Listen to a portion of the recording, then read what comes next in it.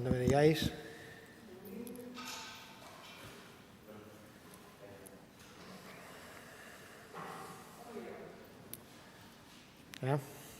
Muy bien.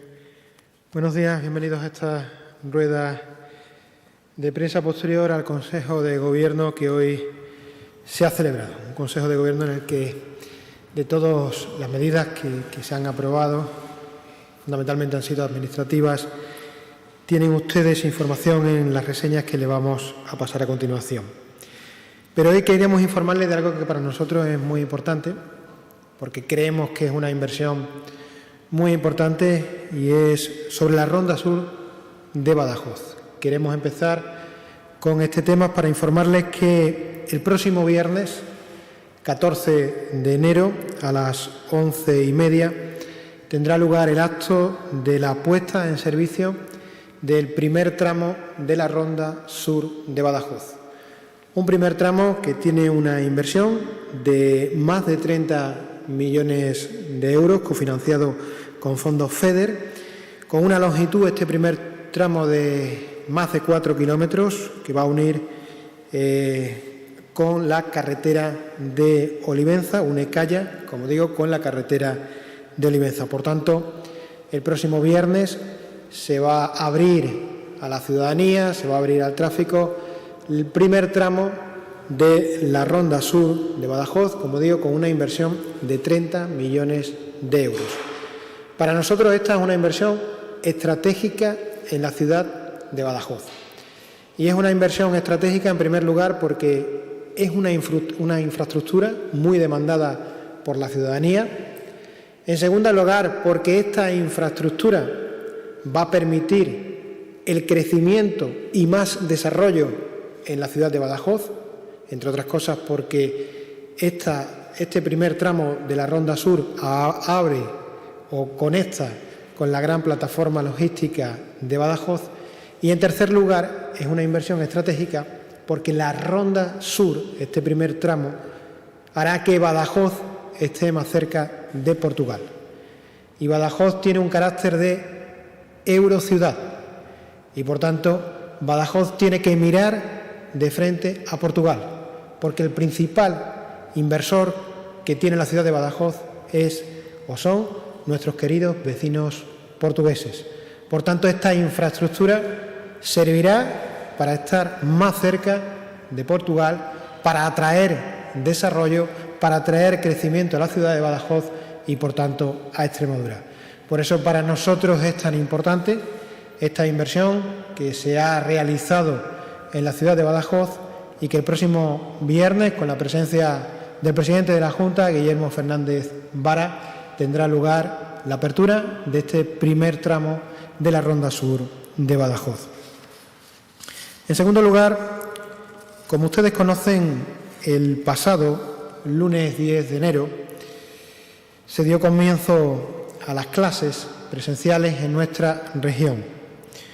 Una vuelta que se ha realizado desde la más absoluta normalidad, y digo la más absoluta normalidad entendiendo normalidad en el momento histórico de pandemia en el que vivimos.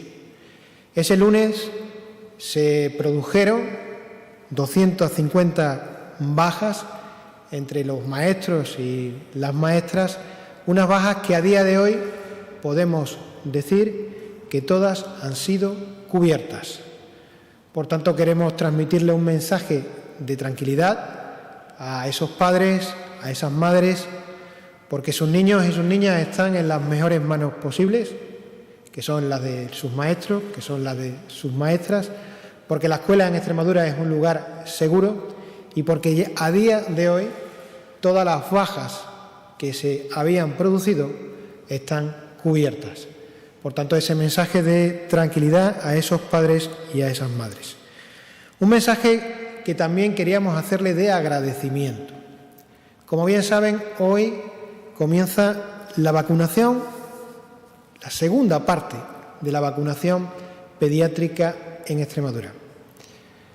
En estos momentos son miles los consentimientos de los padres y de las madres que han llegado. No vamos a dar una cifra fundamentalmente porque todavía están llegando pero sí podemos decir que es masivo el consentimiento que los padres y las madres de Extremadura están dando para que los niños de 5 a 8 años, que hoy comienza su vacunación, se puedan vacunar. Y nosotros nos sentimos profundamente agradecidos y nos sentimos profundamente orgullosos del recibimiento y el comportamiento que están teniendo esos padres y esas madres para que sus hijos, los niños de 5 y 8 años, en los próximos días se puedan vacunar en Extremadura. Porque la mejor manera de protegernos, la mejor manera de proteger a nuestros niños y a nuestras niñas es precisamente la vacunación. Una vacunación con la que la región en estos momentos cuenta, para los próximos días, con 46.000 dosis para hacer frente a la vacunación de niños entre 5 y 8 años. ¿Esto qué significa? Que no habrá problemas de dosis, porque en la actualidad existen 36.000 niños entre 5 y 8 años. Por tanto, todos los niños de esta región que quieran vacunarse, y como digo, masivamente son casi la inmensa mayoría, no tendrán ningún problema porque existen dosis en estos momentos de sobra para llegar a toda la población infantil de 5 a 8 años. Por tanto, animamos a esos padres que todavía quedan por dar esa autorización para que la puedan dar, porque, insistimos, es la mejor manera de proteger a nuestros hijos y a nuestras hijas. Y siguiendo con la vacunación, como bien saben, en la última conferencia de presidentes se estableció un calendario de vacunación en función de los tramos de edad.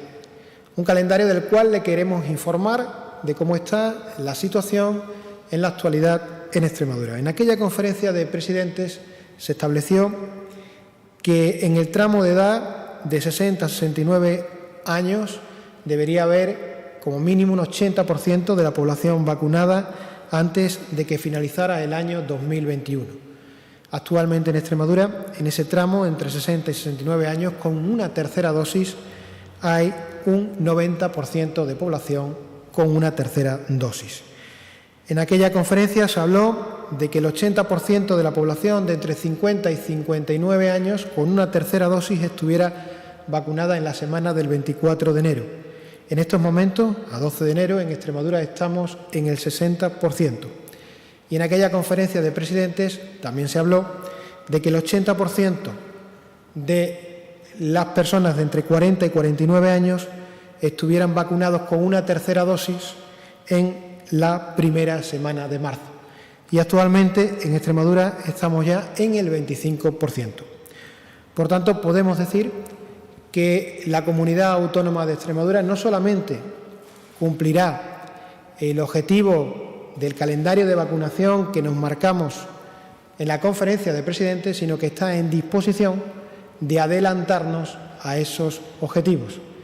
Y eso es, en primer lugar, por la confianza que los extremeños y las extremeñas están mostrando en la vacunación, y, en segundo lugar, por la buena respuesta que está dando el Servicio Extremeño de Salud. Por último, el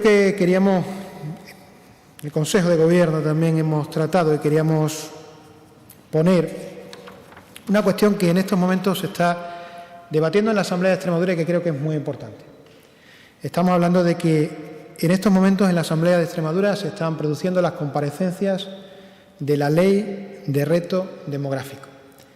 En su momento, la Ley de Reto Demográfico podía haber sido un proyecto de ley que hubiera presentado el Gobierno de Extremadura y que se hubiera debatido en la Asamblea de Extremadura.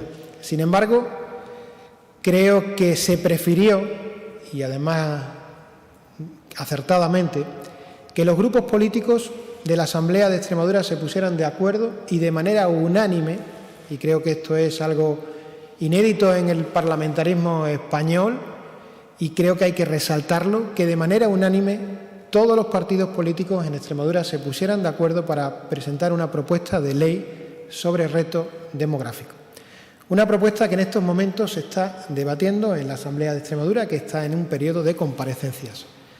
Nosotros desde la Junta de Extremadura pedimos a los partidos políticos que esa unanimidad que mostraron en la presentación de la propuesta de ley la sigan hasta final, hasta concluir esa ley, porque creemos que es una ley fundamental y muy importante para Extremadura.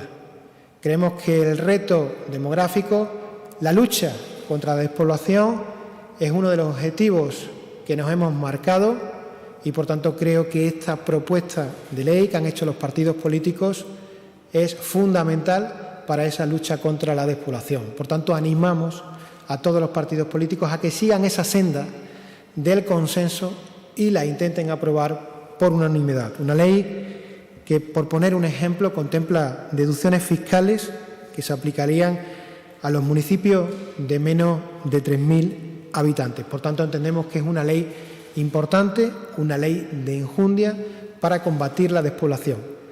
Una despoblación que también se combate, como dice el presidente de la Junta, fundamentalmente con empleo y con vivienda, con más empleo y con una vivienda digna. Nosotros hemos sido capaces en el último año en Extremadura de que el paro bajara en 20.000 habitantes, en 20.000 parados menos, y ahora, en este 2022, nuestro gran objetivo es el crecimiento del empleo, que haya más empleo en Extremadura, porque eso es fundamental para combatir la despoblación y para que nuestros jóvenes tengan un proyecto de vida, empleo y vivienda, pero un empleo de calidad. Y yo creo que para que haya un empleo de calidad, hay una cosa fundamental, y es que en este país ha habido un acuerdo entre sindicatos, entre gobierno y entre patronal para que haya una nueva reforma laboral.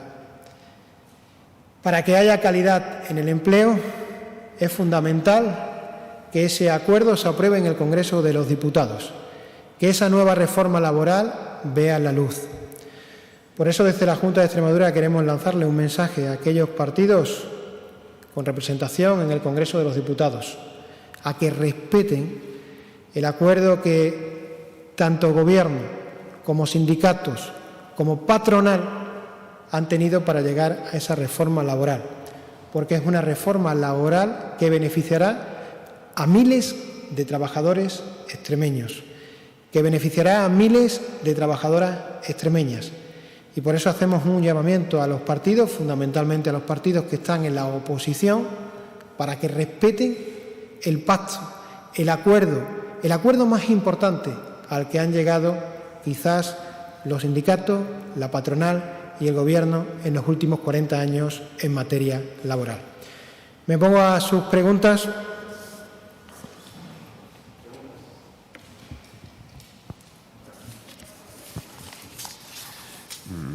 Hola, buenos días. Quería comentarle un par de cuestiones relativas a otros temas que no trata el Consejo de Gobierno o de forma así un poco tangencial. No sé si en el Consejo de Gobierno, ya sé que esto es hilar un poco fino, se ha hablado del objetivo de niños vacunados que se querrían vacunar hoy miércoles, no se acopla mucho. No sé si han hablado de alguna cifra o no. Ya sé que han dicho que hay 46.000 dosis, se quieren vacunar 36.000 críos. No sé si a lo mejor he dicho hoy, día 12 de enero, queremos llegar a tantos niños. No lo sé. Me gustaría saber si ese dato lo ha manejado. Y segundo, uno, digamos, de los debates de la opinión pública que se está hablando estos días es, bueno, pues ese inicio de considerar la COVID, pues bueno, gripalizar un poco la pandemia. ¿Cree el Consejo de Gobierno, cree la Junta que con otros 4.000 contagios que hubo ayer, estando la sexta ola que todavía no ha tocado techo, es momento para gripalizar la pandemia? Muchas gracias. Muy bien, muchas gracias. En primer lugar, les informo, y ustedes lo saben, de que hoy a las 6:30 comparece el consejero de Sanidad y vicepresidente segundo. Hay un Consejo Territorial de Salud y, por tanto, por respeto a ese Consejo Territorial, creo que lo más conveniente es que en materia de COVID sea el propio consejero, José María Bergeles, el que esta tarde os dé información, que además me consta que tiene información relevante que daros esta tarde, porque previamente lo hemos hablado. Entonces, por respeto precisamente a ese Consejo Interterritorial que hay esta tarde y a la comparecencia que mi compañero José María Vergeles tendrá, creo que los asuntos relacionados con la pandemia serán mejor contestados por él.